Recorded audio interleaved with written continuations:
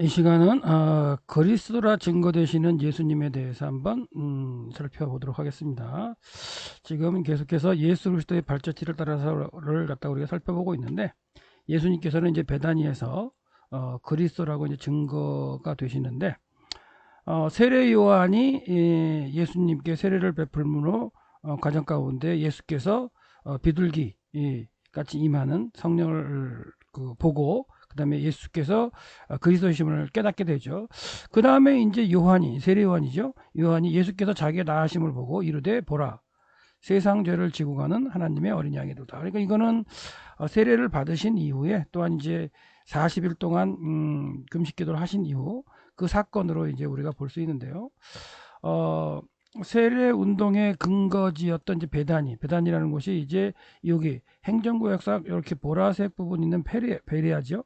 베레아 지역 헤롯 안디바스가 다스렸고, 그다음에 이제 100% 유대인들이 이제 살아가지고 이 지역의 유대인들이 예루살렘에 올라갈 때 항상 여기 그 베다니 지역을 지나가야 했었어요. 그래서 그 베다니 지역에 세례 요한이 머물면서 이제 세례 운동을 했던 그런 사건이 되겠는데요.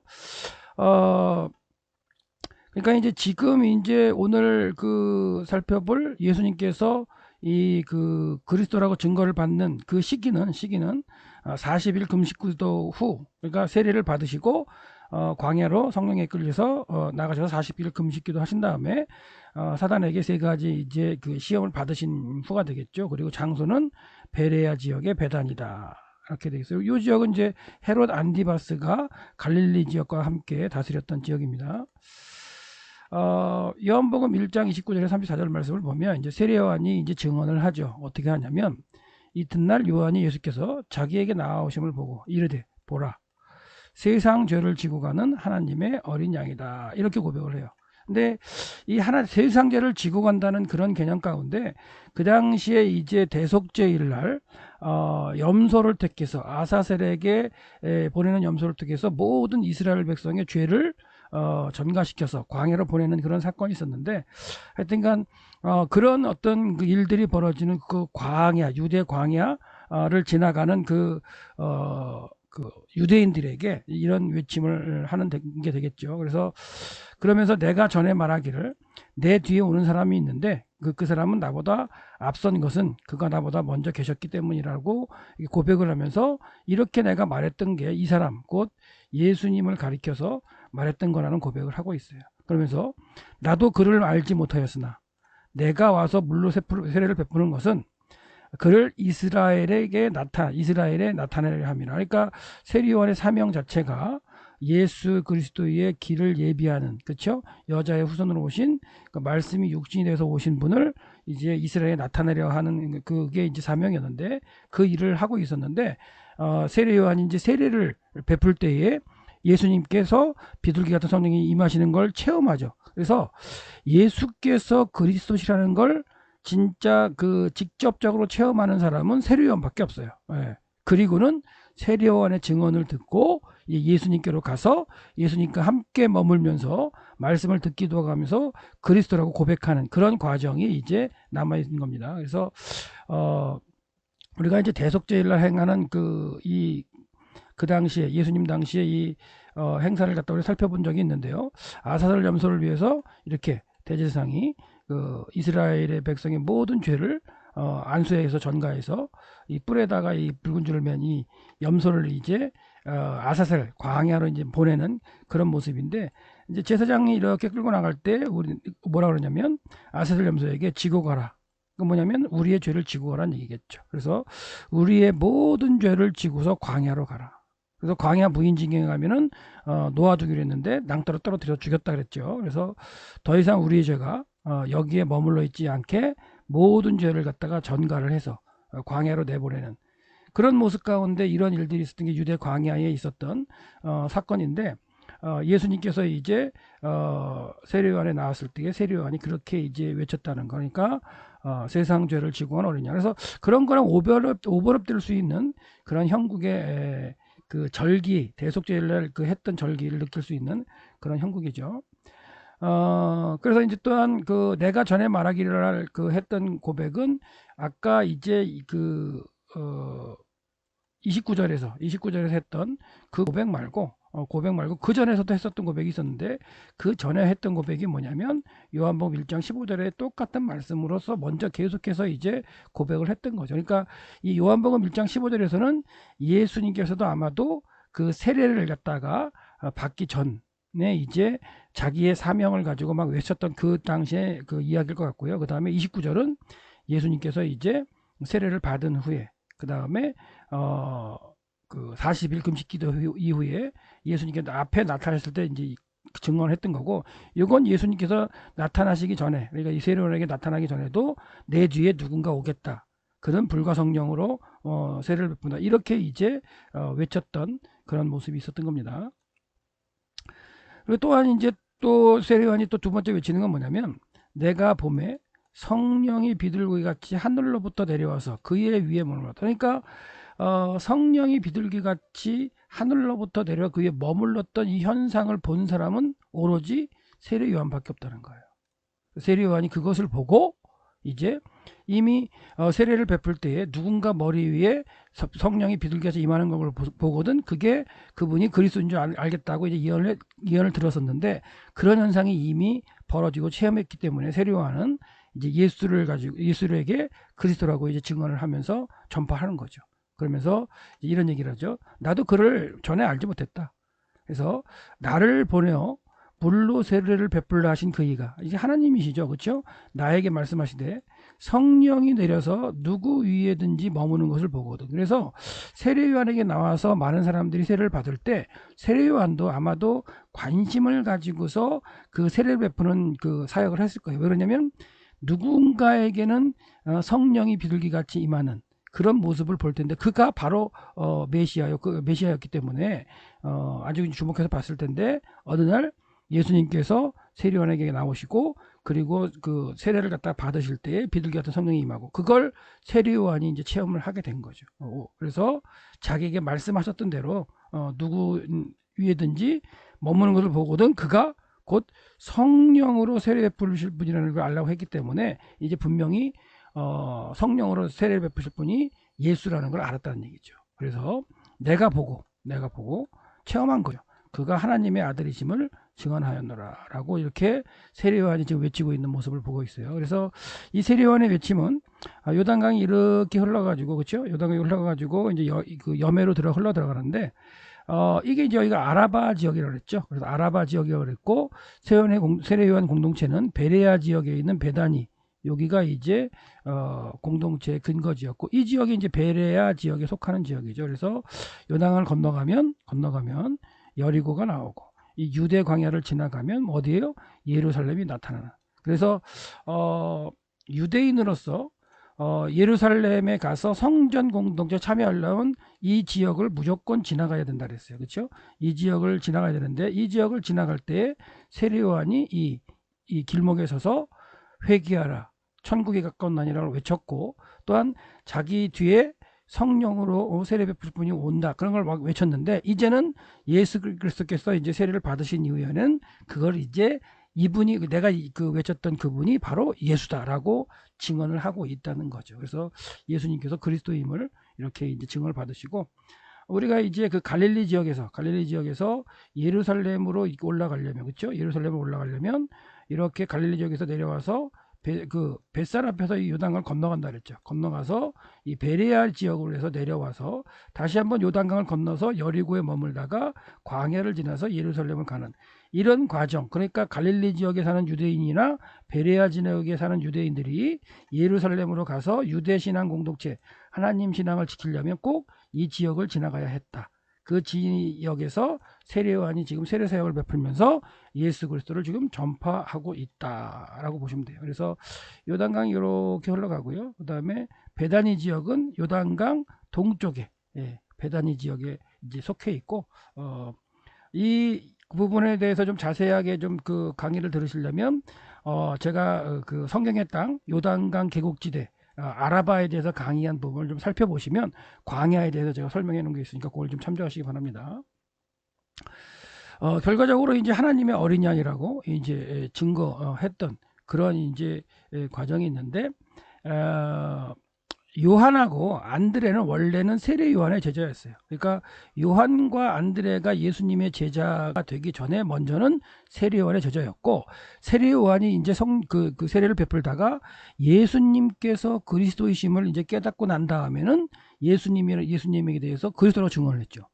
그리스도라고 증언을 했기 때문에 이제 자기를 따르던 요한과 안드레에게 그리스도라고 증언을 하니까 요한과 안드레가 이제 예수님께 가서 그 계신 데를 보고 그와 함께 머물면서 이제 말씀을 듣고 했겠죠. 그래서 그리스도라고 고백하는 과정이 이제 요 사건입니다. 그래서 또 이튿날 세례 요한이 자기와 함께 있는 두 사람이 이제 요한과 안드레예요.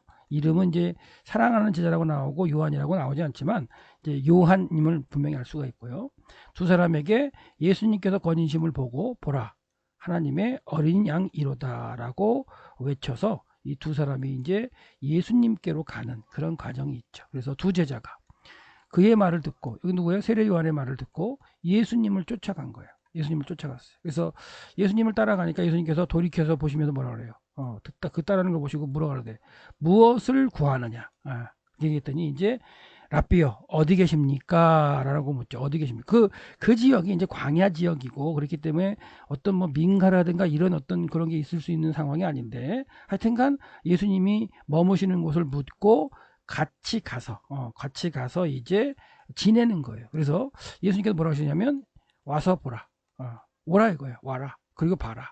그래서 그들이 이제 요한하고 안드레가 가서 예수님이 계신 데를 보고 그날 함께 거기서 거했어요. 때가 10시쯤이다라 이렇게 표현되어 있는데 예수님과 함께 거하기만 한 게 아니라 뭔가 예수님의 말씀을 듣고 예수님이 행하시는 이런 것들을 봤겠죠. 그래서 이렇게 이제 같이 머물면서 그리스도이심을 깨달아요. 그리스도이심을. 네.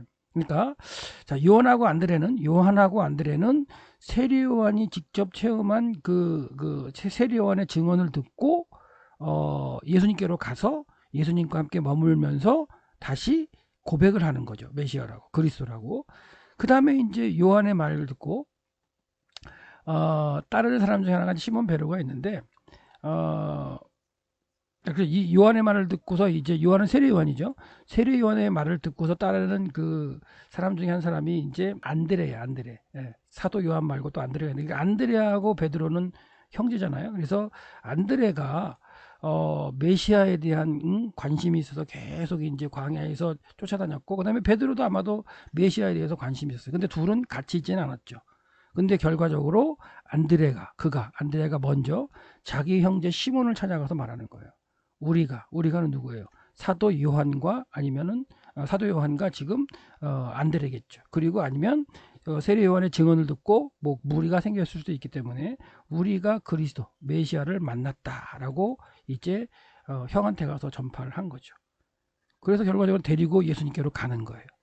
그러니까 예수가 그리스도라고 전파되는 이 방법에 대해서 우리가 생각해 본다면 예수가 그리스도이심을 체험으로 체험할 수 있는 사람은 보고서 체험할 수 있는 사람은 누구밖에 없었냐? 세례 요한밖에 없었어요. 그리고 이런 세례 요한이 체험한 이후로는 이제 증언을 통해서 그렇죠? 증언을 통해서 예수 그리스도이심을 기다렸던 그리스도를 기다렸던 사람들에게 예수가 그리스도라는 게 증언이 되고 그 증언을 들은 사람들이 예수님께서 오게 되죠. 예수님께서 와 보라 이렇게 했기 때문에 자신 있게 그래서 오게 만들었고 와서 예수님과 대화 나누고 함께 보면서 체험하는 가운데 예수님이 그리스도이심을 다시 고백하게 되는 과정이 나오는 거죠. 네. 그래서 지금 안드레는 형 베드로에게 가서 증언을 했고 그 베드로가 와서 예수님께 함께 온 거죠. 예수님께서 이제 보시면서 뭐라 하냐면 내가 요한의 아들 시몬이니 바요나 시몬아 이렇게 되죠. 요한의 아들 시몬아. 그러면서 장차 네가 개발하리라. 그러니까 이때 예수님께서 개발하고 반석이라는 말씀을 주신 게 아니고 장차 앞으로 그렇게 할 것이다.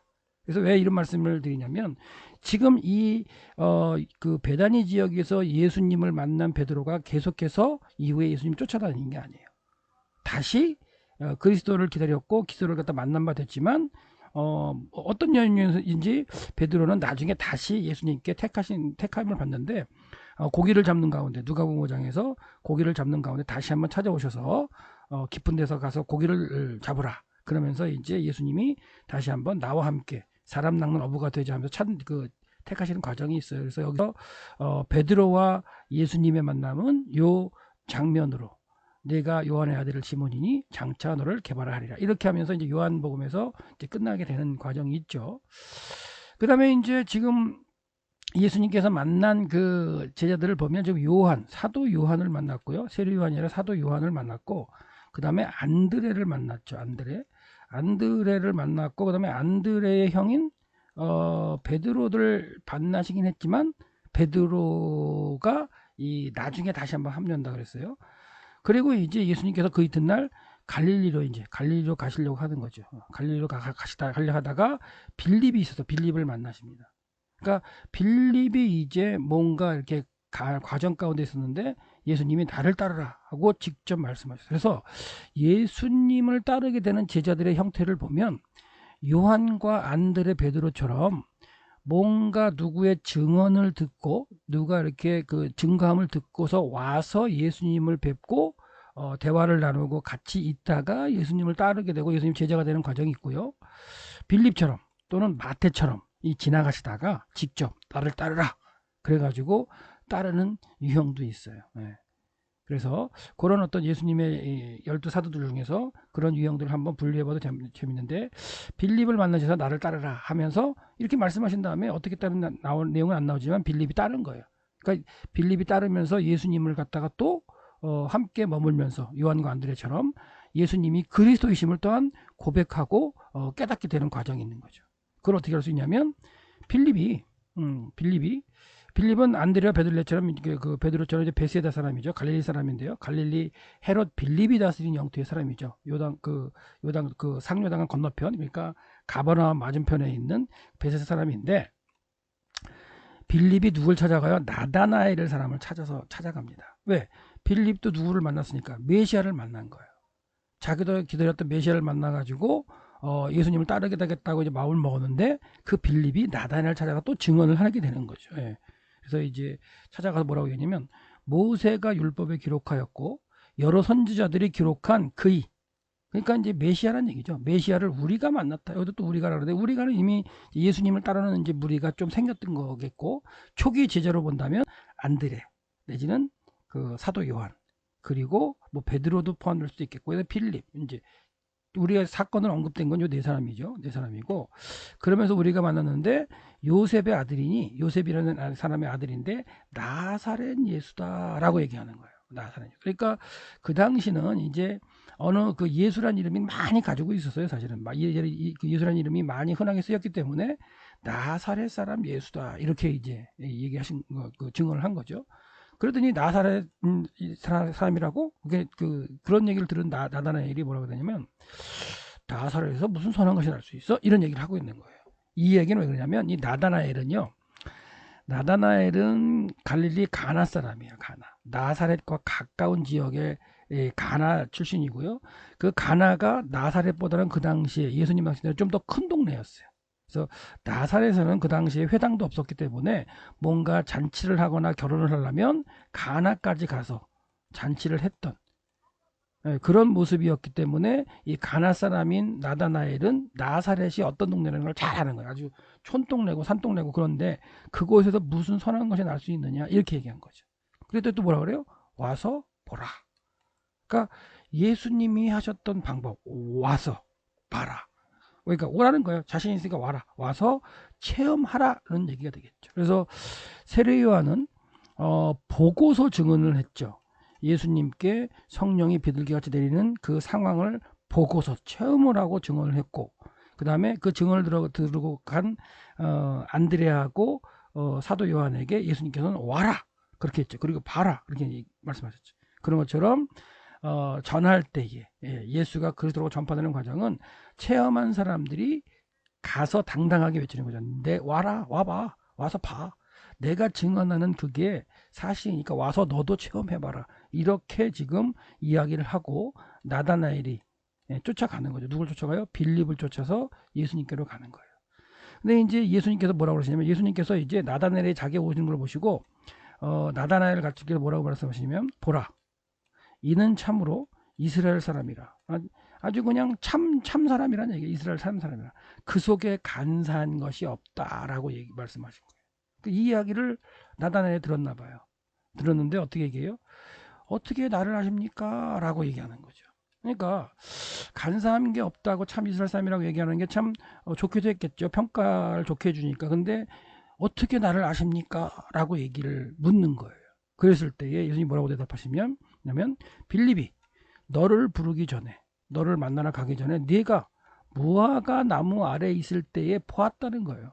그러니까 뭔가 무화과 나무 안에서 뭔가 했는데, 근데 예수님이 빌립이 너를 부르기 전에 네가 무화과 나무 아래에 있었다 할 때 봤다. 이 말씀 한마디를 듣고 나다나엘이 뭐렇게 반응을 하냐면, 랍비요, 당신은 하나님의 아들이다 라고 고백을 해요. 그리고 당신은 이스라엘의 임금 메시아 그리스도라고 고백을 하는 거예요. 그러면 너를 부르기 전에 네가 무화과 나무 아래에 있을 때 봤다는 이 말씀 가운데, 이 말씀이 어떤 의미가 있고 능력이 있고 어떤 의미기에, 나다나엘이 어떤 의미기에 그 이야기만 듣고 당신은 하나님의 아들이라고 고백할 수 있을까요? 무화과 나무 아래에 있을 때 본 것 자체로 당신은 하나님의 아들이라고 고백이 나올까요? 이거는 그 당시에 이제 풍습이나 문화를 좀 알아야 될 것 같아요. 그래서 보세요. 내가 너를 무화과 나무 아래서 보았다 하는 것으로 인해서 네가 믿느냐. 그러니까 나다나엘이 예수님에 대해서 그리스도라고 고백하고 하나님의 아들이라고 고백하고 믿는 건, 예수님께서 너를 무화과 나무 아래에서 있을 때 보았다 이 말씀 자체로 지금 믿고 지금 예수님께 고백하는 거예요. 그렇죠? 그래서 예수님께서 이제 그걸로 믿느냐? 이보다 더 큰 일을 보리라 라고 말씀하신 거예요. 자, 요 얘기는 좀 더 이제 요거 다음에 하도록 하고, 그래서 예수님께서 뭐라고 하시냐면, 진실로 너에게 이르노니 하늘이 열리고 하나님의 사자들이 인자 위에 오르락 내리락 하는 것을 보겠다고 지금 이제 나다나엘에게 말씀하신 거예요. 그래서 이 무화과 나무 아래에 있다는 게 무슨 말이냐면, 이게 이제 무화과 나무입니다. 무화과 나무. 이게 이제 6월 달에 찍은 무화과 나무인데요. 상당히 지금 더울 때예요. 상당히 주월 더울 때인데, 이 무화과 나무 안에 그늘이 있죠. 그늘. 그래서 이 그늘을 만들어주는 무화과 나무 아래에서 사람들이 많이 앉아 있었어요. 그리고 그 앉아서 뭐 하느냐? 쉴 때, 시원할 때 이곳에서 말씀을 묵상하기도 하고 기도도 하기도 하는 그런 장소가 무화과 나무 아래죠. 그래서 솔로몬 시대의 백성들이 편안하게 살았다 그랬을 때 무화과 나무 아래에서 편안하게 살았다 이런 표현을 쓰고 있어요. 그래서 이 무화과 나무 아래는 기도하는 곳이기도 하고요. 그 다음에 율법의 말씀을 막 이렇게 암송하기도 하는, 그런 어떤, 그러니까 신앙의 어떤 장소가 어떻게 보면은 이 무화과 나무 아래라고 생각할 수 있는데요. 아마 또 예수님께서 그 무화과 나무 아래 있는 나단을 보고 보셨을 때 나다나엘이 아마도 그 메시아에 대해서 묵상하거나 메시아에 대해서 골똘히 생각하거나 아마 그러면서 신앙의 어떤 고민을 했을 수도 있는 거예요. 그렇게 그 장소에서 자기가 그렇게 고민하고 있었는데 내가 너를 무화과 나무 아래 있을 때 봤다 그러니까 놀라운 거고, 그렇게 말씀만으로 가지고 하나님의 아들이라고 고백하지 않았을까라는 생각을 하게 됩니다. 그래서 이스라엘 백성들에게 무화과 나무 아래라는 표현이 과연 어떤 표현일까라는 걸 한번 고민해 보셔서, 나는 무화과 나무 아래에 있는 그 예수 그리스도에 대해서 묵상하는, 하나님에 대해서 묵상하는 그 무화과 나무가 있는가, 그러니까 내 기도의 처소가 있는가도 한번 고민해 보시는 시간 되시길 바랍니다. 그렇게 해서 이제 과정이 됐고요. 그 다음에 이제 베드로를 이제 예수님께서 이제 베드로를 만났죠. 만난 걸 아까 살펴봤어요. 그래서 정리를 하면 예수님을 만나게 되는 세 가지 영이 있다 그랬어요. 결과적으로 처음에는 하나님의 아들로서의 예수를 증언할 수 있는 사람, 예수를 그리스도라고 증언할 수 있는 사람은 오직 세례 요한뿐이라 했어요. 직접 체험하는 거는. 왜? 비둘기가 성령같이 임할 때 직접 체험하는 거는 세례 요한이었고, 세례 요한이 전파를 하는 거죠. 세례 요한이 증언을 해서 전파를 해서 예수가 그리스도. 그러니까 그 당시에 그리스도가 누구냐가 관심이 많았는데, 예수님 당시 때 그리스도가 한 명이 아니었어요. 많은 사람들이 그리스도를 찾아다녔어요. 우리 시대에는 지금 그리스도 그러면 예수로 연결되죠. 근데 그 당시에는 그리스도가 여러 사람이 있었어요. 그렇기 때문에 그리스도가 예수라고 이렇게 증언하는 것 자체가 아주 의미가 있었던 건데, 체험한 예수님의 그 세례 받으실 때에 비둘기 같이 임하는 성령이 임하신 그걸 보고 세례 요한이 이제 예수가 그리스도임을 깨닫고 증언을 했다는 거. 그리고 증언을 하면 그 증언을 듣고 예수님한테로 가야 되는 거죠. 가서 예수님과 함께 머물면서 자기가 증언을 들었던 대로 예수께서 그리스도이심을 자기가 다시 이제 체험하고 고백하는 과정이 있어야 되겠죠. 그 고백하는 과정이 결과적으로 처음에 요한과 안드레, 그러니까 그런 일이 있었죠. 그래서 이 사도 요한과 안드레는 세례 요한의 제자였어요. 제자였다가 그 예수님을 따르게 됐고, 안드레가 다시 또 이제 예수님을 경험한 다음에, 그리스도를 경험한 다음에 형인 베드로한테 가서 전달을 했고, 그 다음에 빌립은 예수님께 직접 컨택을 하셨는데, 그 빌립이 나다나엘 가서 전도를 했고, 나다나엘을 데려오는 과정 가운데 예수님께서 나다나엘을 또 깨우치시는 과정이 있었습니다. 그렇게 됐고요. 그 다음에 예수님께서 직접 부르셨던 부분이 있다 그랬는데, 성경에 등장하는 사람은 빌립과 마태가 예수님께 직접 찾으시는 그런 과정이고, 이 마태는 이 초기에 지금 만나는 게 아니라 나중에 갈릴리 지역에서 이제 예수님 공생애를 시작하시면서 갈릴리에서 사역을 하실 때 세관에 앉아있던 마태를 이렇게 직접 부르셔가지고 예수님의 제자로 만드신 과정이 있습니다. 그래서 결과적으로 정리를 해보면 이런 거죠. 그러니까 증거를 듣고 와서 배우고 체험하고 그리고 믿게 되는 과정이라는 거죠. 그러니까 예수가 그리스도라고 우리가 이제 그 믿게 되는 과정은 뭐예요? 증언을 들어야 돼요. 그러니까 예수를 그리스도라고 믿는 사람들의 증언이 있어야 되고, 그 증언을 들은 사람들이 이 예수님을 다시 한번 듣고 배워서 고백하는 과정이 있어야 된다는 거예요. 그래서 빌립의 증거를 듣고서 왔던 나다나엘, 그 나다나엘을 예수님이 깨우치시면서 고백하는 과정 가운데에 이제 우리가 다시 한번 생각하면 무화과나무 아래 있을 때에 너를 보았다고 하면서 이렇게 무화과나무 아래에서 이렇게 고민하면서 묵상하면서 메시아를 기다리는 사람이 있어요. 그래서 하나님께서는 그러죠. 우리가 전도를 해야 되는 게 뭐예요? 하나님이 작정하신 사람들이 있다는 거죠. 있는데 우리는 누가 작정되는지 몰라요. 그렇기 때문에 복음은 전파되어야 되고, 그 복음이 전파됐을 때에 그 복음을 듣고 그가 이제 예수 그리스도를 이제 소개받고 믿어지고 고백되는 과정이 필요하겠다는 거. 그게 우리에게 주어진 이제 과제고 전해야 되는 사명이라는 걸 잊지 마시기 바랍니다. 또한 베드로는 형제인 안드레의 증거를 받고서 이제 쫓아왔죠. 예수님께 왔죠. 근데 예수님께 와가지고 예수님께서 뭐라 했어요? 장차 너를 개바 반석이라고 하겠다라고 말씀하셨어요.